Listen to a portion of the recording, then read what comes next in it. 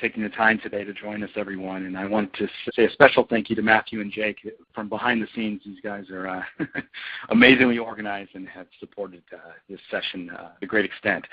It's a great pleasure to be here, and I'm a big fan of the IIA, and I will do my best to keep this time engaging and possibly help you along the way form a foundation for evaluating this crazy, fluid world of virtual computing. Not so much from a strict assurance or security perspective per se, but as a consumer of technology, and we all are. I'm wagering you're one with increased demands for output and flexibility and even global access and agility. These are requirements now for audit teams and compliance teams around the world. You're a practitioner of assurance where speed and responsiveness are becoming as important as effectiveness and skill. And you may be someone looking to reduce the effort of administration. And so leveraging technology is vital. And if you match any of these, I hope this short session will encourage you to look at some opportunities to improve your function. And, I find, though, that this is an onion, though, many layers. Sometimes it makes us cry. But this time is really just to break it down a couple of layers and strategize a bit. Okay, well, I thought I'd start with this. I did a search on the word virtual, and I thought this was interesting that popped up. And I find that the definition of virtual, just as a word, is wide and arrayed. In fact, just thinking of my own use of the term, whether I'm saying, "Hi, Professor, I was virtually in class today." Oh, you mean you were not there? Or, "Hey, I participated in virtual training today." Oh, you logged in remotely and administered training from a remote site over the web or a teleconference. Or, "Hey, honey, this diamond is virtually the real thing," which means, of course, it's fake. So there are more than one person out there that are confused about the term virtual, and hopefully this session will put it in light of audit and how things are used today. I took to the internet and blogs and associations, looked at LinkedIn forums, ISACA, and other areas to really see what virtualization meant for audit teams. And I find some variance in the use of terms. And so just to get us on the same page, here's a primer of the term and its current use. But before we do that, I'd like to push out I guess it's our first poll question. Thank you very much, Scott. We'll go ahead and initiate this poll for our attendees where we're asking, does your team currently use virtual auditing methods or tools to perform your work? You've got 3 options available to you, ranging from yes to no to not sure. We're going to ask you to go ahead and take a moment there, click on the radio button that best represents your response. Be sure to click on that Submit Answer button there so that we can calculate your results. We'll take a look at those in just a few moments. We'll give everyone time to get them in quickly. So you should be seeing them on your side, and we'll turn the presentation back over to you. Thank you. Altogether not surprising. I would say that a lot of actually I should probably go back one here. On the poll results, so we had no 45%, not sure, which illustrates a little bit of what I'm talking about in terms of virtualization or virtual audits and the meaning of that term. But it is refreshing to know that an increasing number of audit teams are getting involved with virtual audits or virtual means of testing data and things of that nature. So, of course, we're going to add some clarity along the way here, so hopefully we'll kind of inspire you to look into it a little bit more.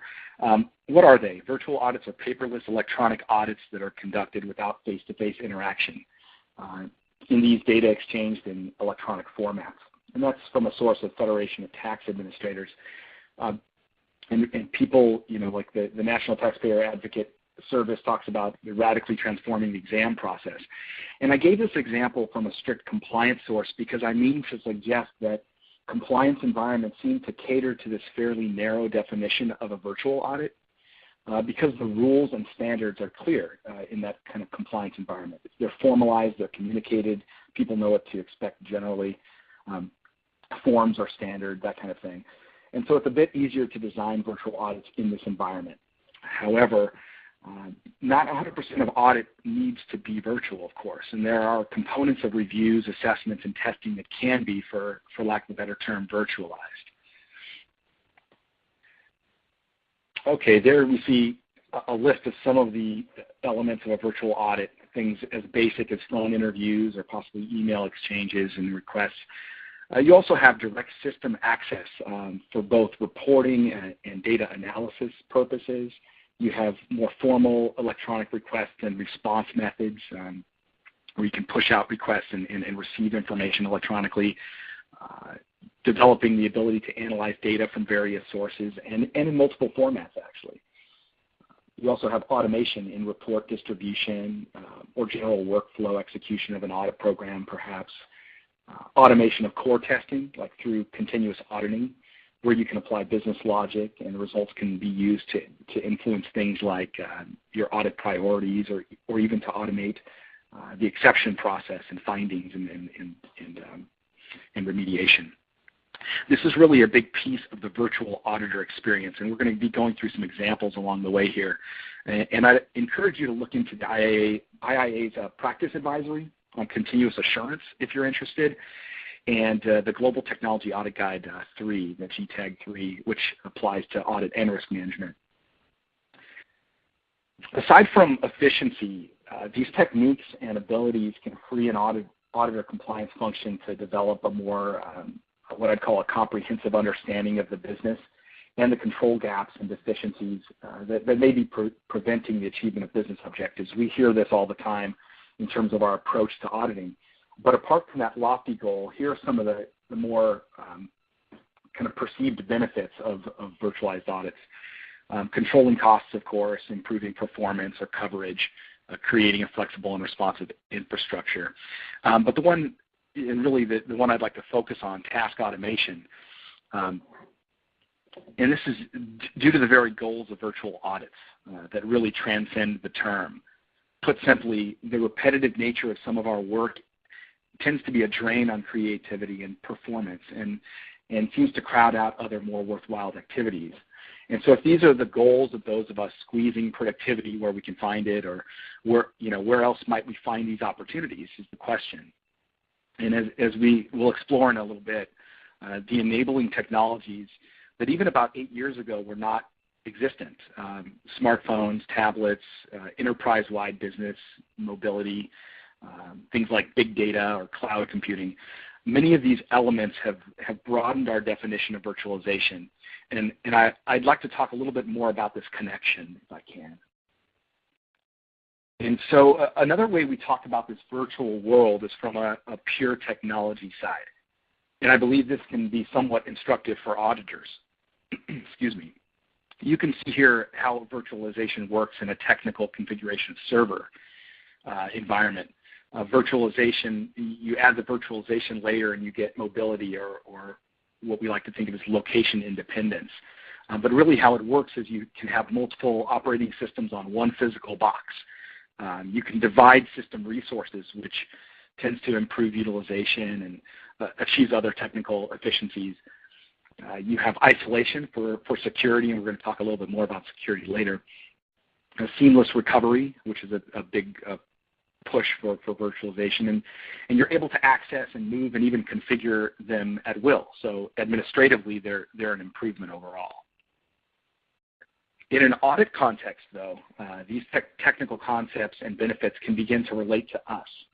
And so you take a term like virtualizing or virtualization, and this means this is really the means or the process by which automation or maximum audit efficiency can be achieved. So it's basically virtual redefined for audit, if you will. You tie that in with accessibility, things like your data, your apps, your systems, where they haven't been before. And you get automation. You get the ability to utilize technology to expedite the tasks. Understood another way, automation or ultimate efficiency is the goal of virtualization. Virtualization isn't really an end in itself. Okay, so I have another slide here. And as I mentioned, the virtual audits have come to mean auditing remotely without being on site. And we believe that virtual audits may limit the high touch factors that can feed, I know we've used that term for years and years, high touch factors that can feed efficiency long term, as well as deliver non-tangible benefits to the audit process and relationships. You may remember the wave that came over the audit profession in the 80s and 90s when I was just starting out. the realization that purely transactional-based auditing tended to limit your ability to assess risk. That auditors needed to that auditors really needed to look at the process. They needed to look at the procedure, the ethical climate, other soft factors, to get a closer gauge on the nuances that give insight into things like business objectives or understanding management's tolerance for risk or inherent risk levels, or even defining the expected controls from which to test. It's one of the reasons that AuditNet libraries and other pre-populated content can only take auditors so far. There are some areas that can be targeted for true virtual audits, but these are select areas and rarely constitute the bulk of work within the typical audit shop, if there is such a thing as a typical audit group, I guess. And so this slide illustrates the nexus between the pure IT features of virtualization and audit's perspective when employing some of these technologies. So the point here is really at the bottom. It's to deploy your tool sets in a way to institute automation where applicable, like in the case of continuous auditing, automated exception reporting, or even simple advancement of your internal audit process internally. Okay, so virtualization is an important computing strategy, as I've outlined. This discussion of our general presence in an age of virtual environments, it brings to our attention other enabling technologies.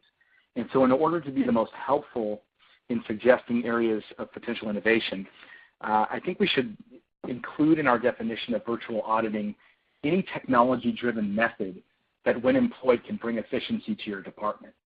I think of, the target shooting with my gun. So I go out, I can't concentrate only on the weapon. My posture, my grip, my breathing, of course the target requires attention.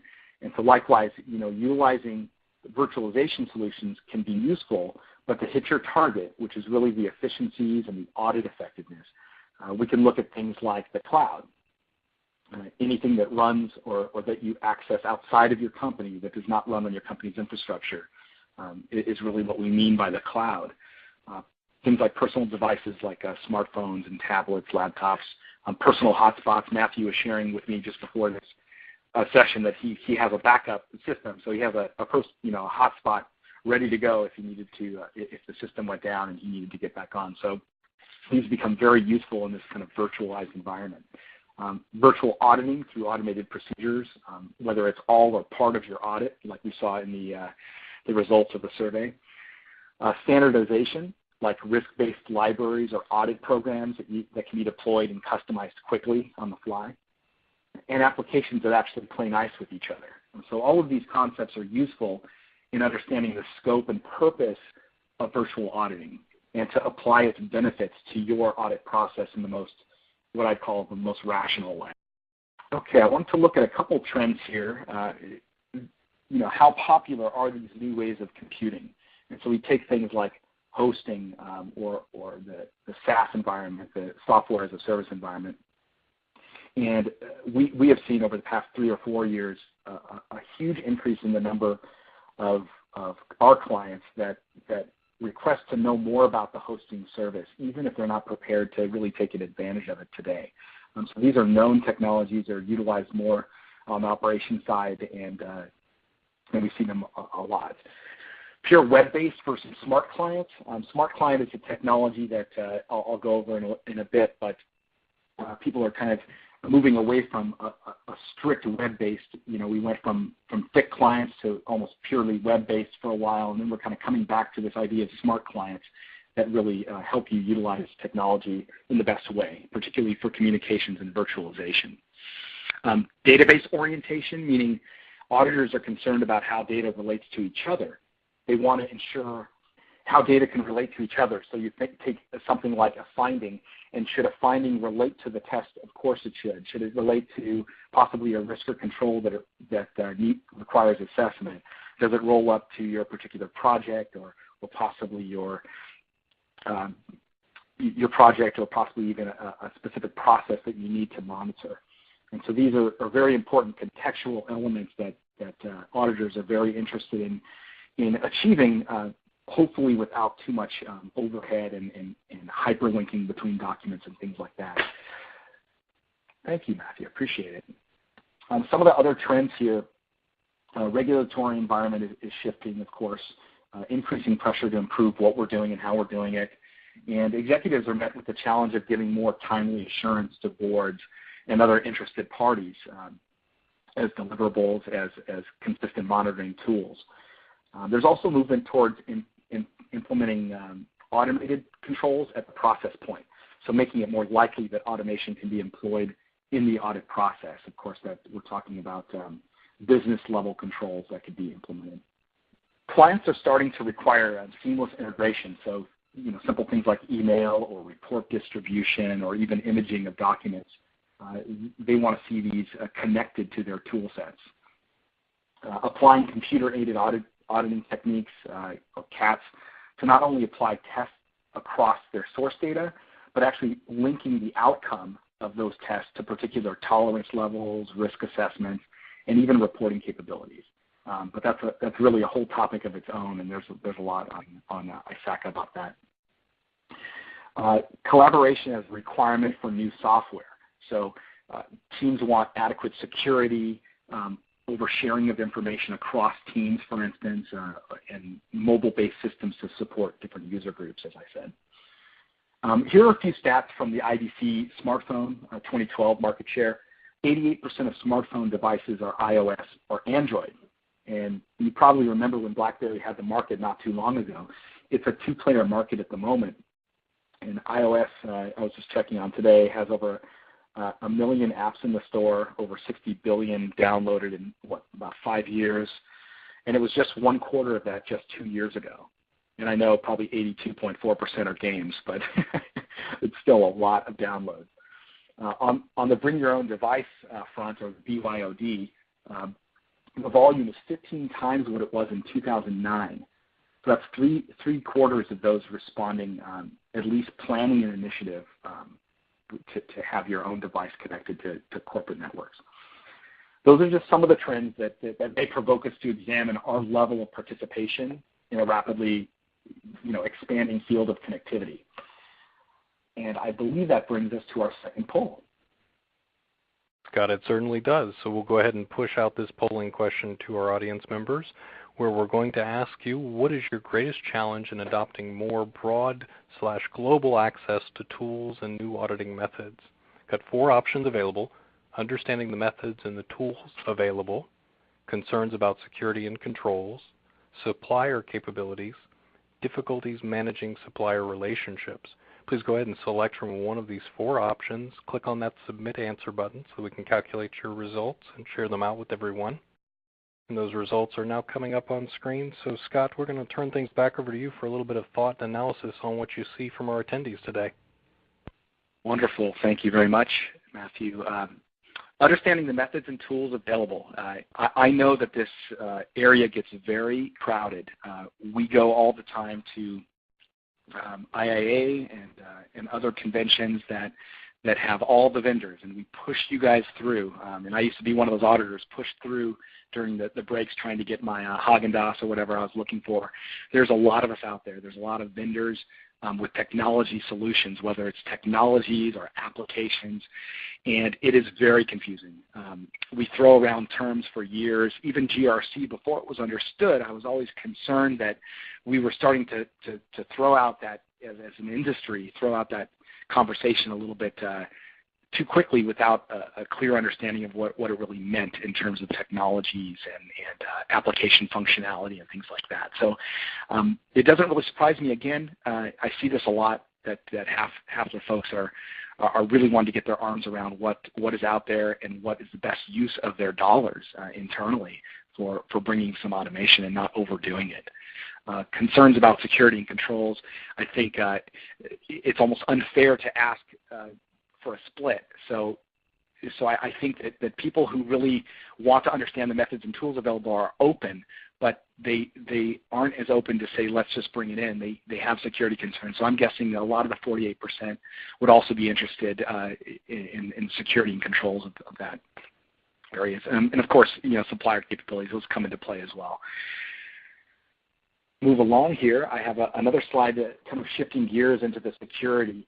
and participation aspect, I wanted to talk a little bit, and as we've seen, auditing in a virtual world presupposes this expansive connectivity as I'm talking, more devices and more applications.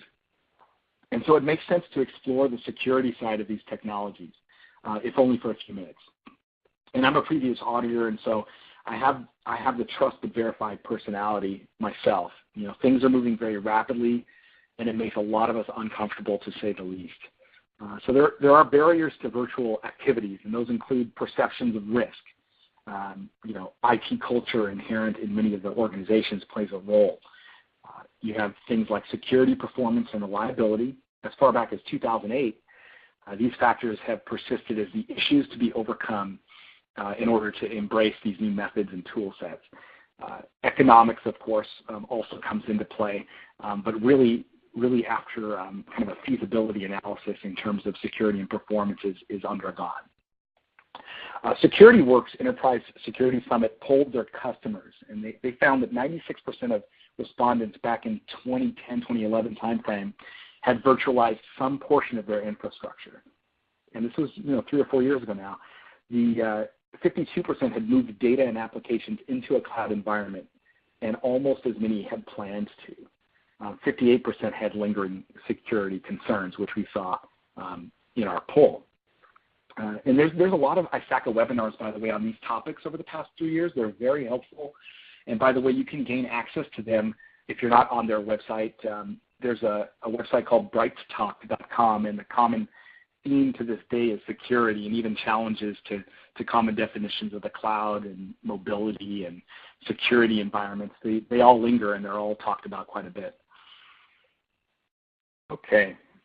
Many think of cloud as an invention, and the more I looked into it, the more I'm starting to see cloud-based services are rather an innovation.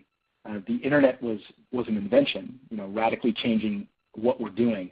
But broadly available IT services through the cloud, for instance, that innovates the way people use existing technology, like existing internet technology. But ultimately, organizations are being careful about how these innovations are being rolled out. And particularly when we speak of virtualizing core assurance data, the perceived risks involved, like storing audit findings in a database stored at a data facility outside the control of a company. Those are where some of the security concerns arise. I have a lot of Canadian clients, actually, and a lot of them are inquiring about hosted services. And a regulatory pronouncement really doesn't provide for their data to be stored in the States at all. And so hosting services through, let's say, a rack space located in Texas will not be entertained, no matter how strict or transparent their security might be. So there are a widening array of applications and threats, and there are questions about cloud-based services and the various deployment models available. And so, when we talk about cloud, we say, well, how are you going to deploy that? You have the private ones, and those are really where you create your own cloud-based solution. You have public ones, which really is about 65% of the market moves toward those public ones, like I mentioned, Rackspace. There's hybrid methods which span both, and I won't go into too much detail, but they tend to be hybrid in nature and utilize different aspects of security and such. So you can see a couple of the examples there. Moving on here, we have also the delivery models. And this is where those terms, like I had mentioned earlier about SaaS, come into play. So you have software as a service. And these delivery models really do impact the cost and security and service that you receive. So understanding the difference is useful. Software as a service, things like Salesforce.com or ADP or Google Docs, these are plug-and-play applications. You can basically just get into them and become a client, so to speak. So it's really truly software as a service. There's also infrastructure as a service. So something we do for clients, for instance, is have a basic operating and storage provisioning with some help in terms of setting up applications. But it's really the storage that they're paying for as a hosted service. And then there's the platform as a service, where you write applications and then host them in the cloud, which is more of a rapid development architecture for developers and things like that. So really we're talking about SaaS or IIAS as the theme for a lot of solutions that would impact an audit team. And in my research, drivers toward the cloud are primarily business needs and not always security or cost related. One example, one of my clients said to me recently that they require our hosting services due to internal IT constraints and service level issues that they have. Cost was a secondary concern. It was really about the time and effort to initiate and implement a new system. They told me that if they purchased our software and no matter what, it was going to be taking about 8 months to get online, and that was just too long for them. In fact, the foundational requirement of many of the GRC software acquisition processes I've seen clearly state in the business requirements that they need broad access to the application. In other words, they'll only consider a solution that's agile and available. I don't know if you guys know what this is, but back when I first started with KPMG, they issued us all Apple SE30s. And they called them 30s because I think they had a 30 megabyte hard drive, if you can believe that. And they came with giant desktop printers that we'd have to lug around. And my wife still uses the cases to this day as a giant craft bag. They're heavy and awkward. And then we received our laptops. And it was a new day had dawned for us. And I was an IT auditor, and so it was very important for me to be somewhat cutting edge, right? So when I implemented Pintana's suite of products, many years down the road at the ACC Capital, we issued personal portable scanner and faxes to each person, and this was 9 years ago now. We put out these portable personalized scanners and faxes to each person, and instantly, with the software, had a method to truly paperless audit. Simple storage and retrieval of all files related to the audit and the SOX activities at that time. And so cloud-based solutions and mobility, these aren't going away. And often they're proliferating faster than even we as auditors are aware. These technologies have been in play for a while, and if we refuse to utilize them to some extent, at some point we're going to lose credibility as a profession. I think that it probably won't happen. We'll probably utilize them more, but we find that the business utilizes them a lot more than auditors at the moment. And so this got me thinking, how important is it to take a sober look at how you're doing things and consider if they're as secure or even as useful as you might think? I called this slide, "Wouldn't it be nice?" because it's an example of what I see as a software consultant. Day one of configuration with a client, and I evaluate their internal process. We whiteboard it out. We talk about what they do and why they do it, and it looks real nice. It always looks linear. It looks organized. It looks well thought out. But as a technology person, I'm always wondering what mix of applications and technologies clients are utilizing within each component of the process is listed here. And oftentimes it's a lot more chaotic and perhaps less secure than these very technologies we may view as a threat. And I don't want to underplay the security risks of virtualizing environments and pushing out mobile applications or anything like that. Those are real security concerns, but it is useful to evaluate the technology layer empowering your process today. And that brings us to our third, I believe, poll. Thank you very much, Scott. It does. And we're going to ask this time, do you ever move your work-related data to any personal devices or computers to work away from the office? Email, sending it maybe to your personal email account, putting it on Dropbox, flash drive, etc. Got two options there, either yes or no. Please go ahead and take a moment to give us that input, and then we'll share those results on screen so we can take a look at those. And Scott, those results should now be up for you and the rest of our audience, so we'll turn things back over to you. I don't know if there's much to comment on there, but it kind of tells its story. I always wonder, how many of us did this about 3 or 4 years ago? I used to see pretty much everybody doing it back when. I think there's other methods of dealing with it, and clients have different levels of automation and accessibility now. Companies are opening up their VPNs and allowing people to connect from other devices from home and things like that. So I don't know if there's too much to comment on the percentages, but I think that it's something that is done still. And I think that providing true accessibility, a secured accessibility, is probably the way to go, as opposed to having data copied onto or distributed in means that were not intended or could be less secure. This next slide is meant to be very confusing. I call it technology applied, because when you take that previous slide that looked very linear and organized in terms of the audit process, and then you apply that technology layer that I talked about, things could get kind of interesting. And each one of these applications or technology should serve our planning or review or tracking or reporting processes in some form, but they're often tied together and accessed in ways that are clumsy. You may attempt to tie things together a bit better with a document management solution like SharePoint or EMC that you see at the bottom there. Computers.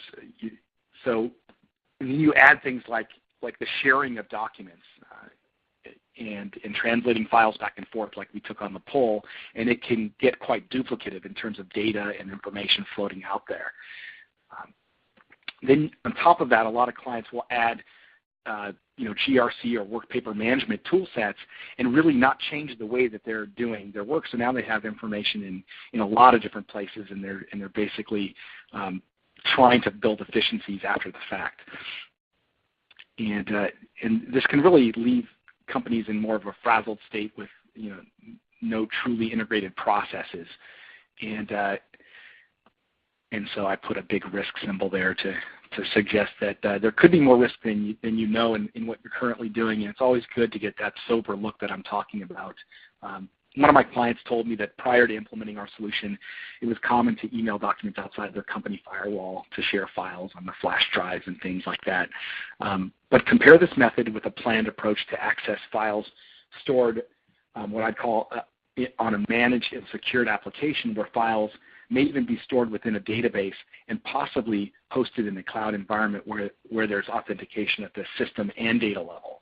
So sometimes we kind of bypass that data level security, and databases can help with that if your information isn't currently in a database. This next slide, when methods and formats of the data are supportive of your process, generally consistent, that is, and I'm going to add a couple things here. So these are your methods and formats like narratives and internal communication and data analytics. The way that you do your work is harmonized. I believe attention can shift appropriately to the worthy goal of connecting and integrating the sharing of information across the enterprise, which is the goal of proper governance and GRC initiatives. And so it's also the best way to harness virtualization and automation techniques. The quote-unquote applications that you use, like your audit reports and other ways that you communicate these things and document them, they're supported with a broader tool set. And in the example illustrated here, this is a GRC tool set kind of perspective, but you don't really have to be as comprehensive as shown here, of course. And so developing a strategy for deploying these technologies across your network or devices is conceivable. And that's the deploying a cloud there. And your process can more easily be supported by your tool set instead of being defined by the limitations of the tools that you use. Once consolidated and aligned, many of the tasks associated with audit and review and assessment, those can be automated and the tools accessed efficiently to drive your performance. It's never going to be a push of a button, but we have seen achievements just short of heroic with many of our clients, going from almost a pure, Word and Excel-based environment to a fully fledged kind of automated approach to their work papers, to their auditing techniques and things like that. So sure, I say gain comfort over the security of any third-party, services to the extent possible. And let's be honest, all of this is very disruptive, or could be disruptive to your audit plan for the year. But I believe with this disruption, there's opportunity for growth and innovation in your business environment. Okay, here are some hints for evaluating if you are in the market for improvement in your technology-enabled capacities. First of all, what are some of the positive and negative things about automation and innovation for auditors? There are some standard and not so standard ones listed here. Many of them we've talked about, and most you'll be familiar with already. I'll go through a few of these. reduce costs like travel expenses, costs of storage of files, postage, server space, that kind of thing. Time savings through automation and fast access to data. We've been talking about accessibility or data accessibility, so maybe it's the legal department or compliance or process owners that need some limited set of information from a centralized source. Less intrusive to the business, like self-service, to needed enterprise data, so if you needed to pull data from certain systems, things like that.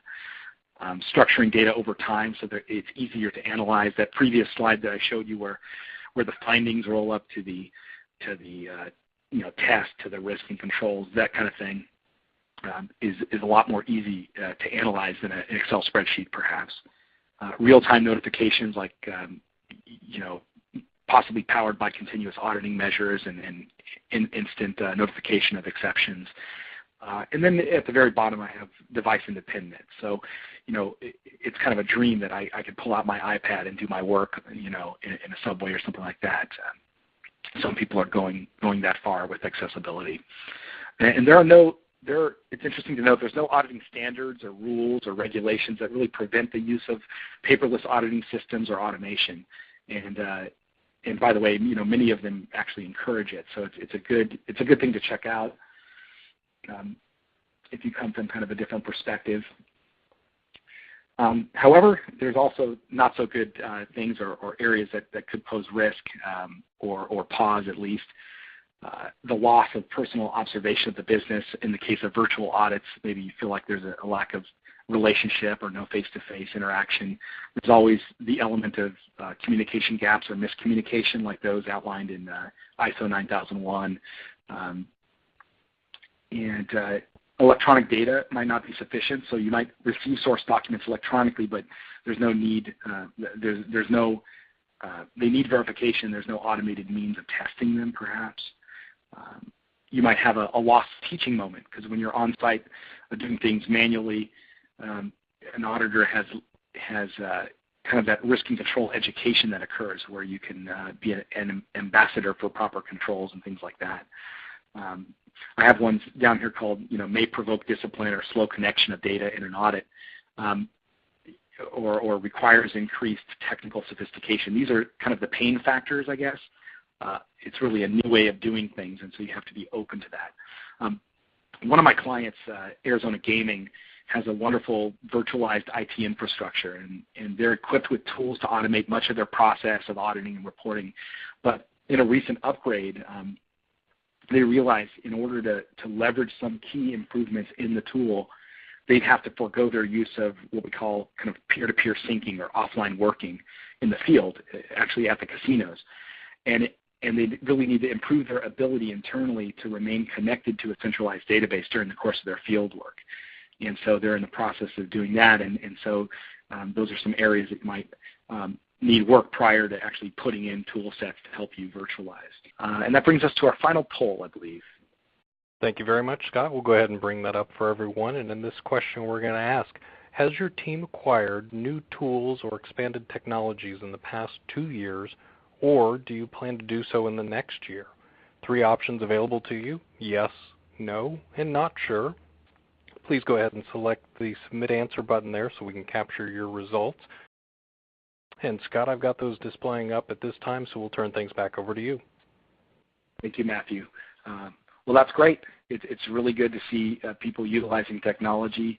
I know that in the one-stop shop environment, you kind of sometimes we want to see one solution, but really when you follow kind of the GRC instructionals, you find that there is no one solution that covers all elements of assurance and governance and compliance or sharing of information across, or even automation.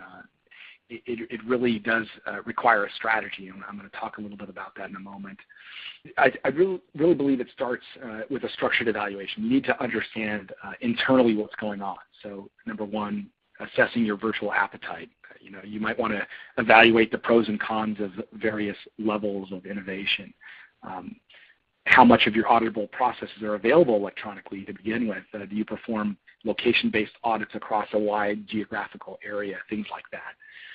Second, Things like, is it a risk-based planning process? Is it a detailed tracking of controls to processes? What's your method of tracking actions and remediation? Or maybe you're adopting new standards like COBIT or COSO. So you really want to conform to the principles that drive your internal processes as well, and not lose sight of them with technology. Really look at available tools. A lot of times you are already running in VMware, Citrix, or Microsoft in a virtualized environment. You might already have communication or workflow or automation tools in place that are available that you can utilize. Then there's a concept of normalization, and to the extent that policies and procedures are clear, they become more measurable. They lend themselves to more automation. So assess your informational assets internal to your group in a way that feeds the new process and tools you're employing.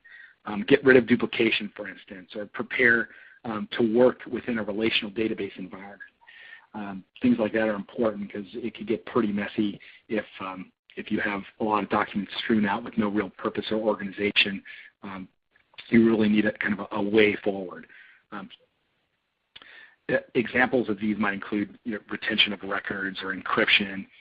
So on the requirement side, I'm sorry, the very last one, you might have requirements for encryption or internal communication, or even forensics of what's admissible in court and how is evidence collected. So whatever those internal requirements are, keep sight of those. And then on to the kind of external evaluation. So you have really need to understand your virtualization options, what's out there. So things like internal hosting or the traditional site maintenance that you have, or a hybrid or pure online or hosted services, which we talked about. So the idea is, can you do it? What's your organization already utilizing? One of our clients, one of our financial clients out of New York, deployed their instance of our software years ago, and they did so, and this was probably 7 years ago now. They had an existing Citrix environment in support of their global accessibility for 250 auditors or something like that. And so another one of my clients, a leading international beer company, developed a dashboard for reporting for key management utilizing what they already had in place that would be attached to kind of their SQL reporting services, or SSRS. And so there's some technology that might already be out there. Also, number two, they're assessing the applications and their feasibility. Often it's the applications that are sought and the means of deployment and remote capabilities are secondary concerns. Sometimes the virtualization of the tools are provided by the software vendor, but not always. And so you should always know your core structural requirements before you bring on new software and tools and functions. Know your needs.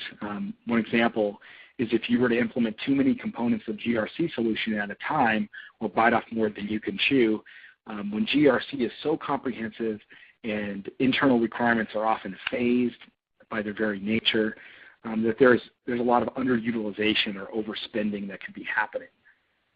You also want to study the process of change. Auditors are truly experts in sniffing out inefficiencies and risk in other departments, but when it's brought home to your department in a package of significant modifications over your process in a relatively short period of time, it really becomes more real. And I always, I caution people sometimes that ultimately the success of implementing new tools really does hinge not only on the power of the technology that you have or the functionality that got your attention, but in the experience of the providers. And in the case of acquiring new application software, no matter how deployed, the process of implementation is critical. So the vendors should be equipped to understand your governance activities, your goals, your internal limitations, so that you can make proper decisions during the deployment. Because oftentimes I see clients that might have customized a lot because the vendors really didn't even, their answer was customization because they didn't really understand their process enough to know that it might have been a configuration or something like that they could have used. Many of the clients coming to our company are running from another solution, and it's not simply inadequate from a feature standpoint. It might have been perfectly fine, but the implementation process was flawed, and so that it's important. some organizations are looking to develop touch points between their second line of defense, like their risk management function, and their audit or compliance teams performing risk-based assurance reviews. Many tool sets on the market may support this effort, but what's the best way? It takes real insight and experience in the industry, not just knowing the software. So it's good to kind of quiz on a process level if you're looking at software or technologies. What's their propensity to understand what you're trying to accomplish? I know we're running short on time, so I'm going to move really briefly through these. I think it's always good to show real examples of what people are doing out there. So I identified some high-level areas. When I talk about automatic linking, like two-way cross-referencing or embedded hyperlinking or auto-linking, you can really start to be more efficient in creating documents in this type of tool set, because these referencing or relationships are built as you go, as opposed to having to build them manually through the use of multiple spreadsheets and things like that. This is what I was talking about earlier about smart clients. This is a big one. Click Once and smart client technology. There's a IIA video out there called Get the Most Out of Your Technology Investment that talks a little bit more about this. But Click Once is a Microsoft technology that lets users install and run applications like those developed in Windows Presentation Foundation. So you can essentially update your applications by clicking a link on a web page. And so you think of your smartphone when you download an app, it's very easy to download, it's very easy to update. If it crashes, it's not a problem, you don't lose data, things like that. And so smart client technology can really help clients along the way as well. I had the robot fly in there because you have the capability to, as you deploy some of these kind of business user interaction, there's a lot of tools out there that basically makes everybody in the organization a user, and there's a high cost to that. But there's options where you can perform automation where a server robot can actually have a real-time take on your database, find, for instance, the issues and tracking, the issues that need to be tracked or updated on, let's say, a quarterly basis or a nightly basis, and find which ones are overdue perhaps, and send out templates in the form of, let's say, a Word document that's prioritized, that's formatted, and the user or the process owner doesn't even have to be a user of the system. They just receive the document via email, they can update it, they can send it back, and you would perhaps just click a button to import the file and update the database. So there are options around that as well. Moving on, we have accessibility, areas of accessibility like the checkout feature. A lot of people do have to work offline. They have to go to remote locations or different countries and things like that. And so they need a button to push to say, hey, I need to make a local copy of my data. Then you have the question to ask yourself in this mode is, does it let me check out the whole thing? Does it let me check out a read-only copy if that's all I need? Does it allow me to automatically download all the parts that belong to me? Or does it let me to actually select the specific areas that I need to check out? So you have at the top there, you have things like audit planning steps, or maybe at the bottom there, some risk controls or tests that you're performing that you want to select one by one or in a group. And so there's different levels of granularity that you can get to, but it's good to have a flexible checkout process if you do have any offline or accessibility concerns there. And of course, when you log back in, you could log into your local or your server environment.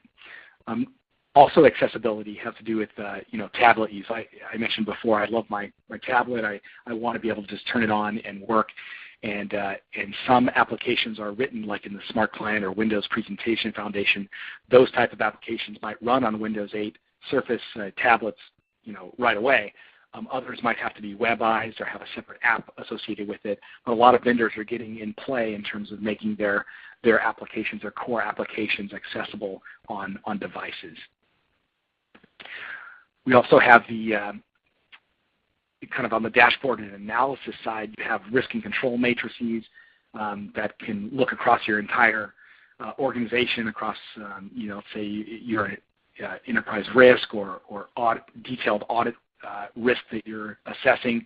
You can really start to evaluate both the inherent and residual aspects of those without having to create these reports from scratch. They're just a natural part of the application and a way of analyzing the data. Same thing with controls. If you're doing formal control assessments, you might have fully operating versus well-designed, and whatever your methodology, the tool should be flexible enough to configure to your particular scoring mechanisms and your configuration. So you'll probably want to look at how configurable is the application. Also, does it give you a visual way to represent data while also letting you drill down to the detail? So you have these things like action tracking by due date and ability to click on it and edit it very quickly. And with that, I'll hand it over to the moderators. I know we're running short on time. Yeah, we have a large number of questions come out over the dashboard here, Scott. But I have to ask you, for all of our members, I think one of their biggest questions really was trying to find some of that additional information that you have put out, where you did reference some other webinars that you have done. Could you please go ahead and cite that web page that you mentioned earlier? I believe I was talking about Bright Talk, BRIGHT talk.com. Is that okay. What you mean? Like the interactive? That is exactly what these members are looking for. So that leads me to one last question for you here. You mentioned a little bit earlier about bring your own device, BYOD. Do you think that many companies are transitioning over to a BYOD environment, and what does this mean for privacy risks for those companies? It's a great question, and I used to be an IT security person. I'm not anymore. I'm more of a software guy now, but I do visit a lot of clients, and we do as a company. And I find that there are a lot of organizations that at the higher levels, at the analysis level, at the board level, at the CAE level, they're starting to really make these tools available, but they tend to center around applications that are specific to their needs, and they're typically higher level. So, there's a lot of, for instance, there's an iOS-related app that is all about visualization. So I want to be able to, as a risk manager or executive, I want to be able to just look at risks across the company, and I want to see it all rolled up for me. And I think those do have some some security concerns related to them, but I don't see it as a big stopper. I think the bigger deal and the hesitation that a lot of clients have, and most aren't doing this, by the way. Most people don't have their audit testing tool on an iPad, for instance. They're not doing it yet, and I think it's because you're dealing with detailed testing where you're identifying real exceptions and real kind of information you don't want out there, and that's going to take longer to proliferate. Well, great. Well, that does take us to the end of our event. So I want to go ahead and thank you, Scott, for the time you provided. I do also want to let everyone online know that there is a post-event survey for this webinar. If you, Matthew, if you would, could you go ahead and push that out to our audience base here? And for those of us who may not see that pop out as Matthew pushes that out, please go ahead and take a look at our resources page. We do have that available for you there also. We do appreciate you filling that out. It does not affect your CPE credits, so don't worry if you're not able to access it, but we do always appreciate our audience's feedback. Now that does take us to the end of our event. As I said, I want to thank everyone for attending. I would like to thank Matthew for helping facilitate and Scott for speaking at this event. I'd also like to thank our webinar sponsors, Grant Thornton and the University of Phoenix. And I appreciate everyone for being on this event. You can go ahead and close out of the event now. And Scott, if you would, could you please go ahead and remain on the line for a couple moments? Thank you.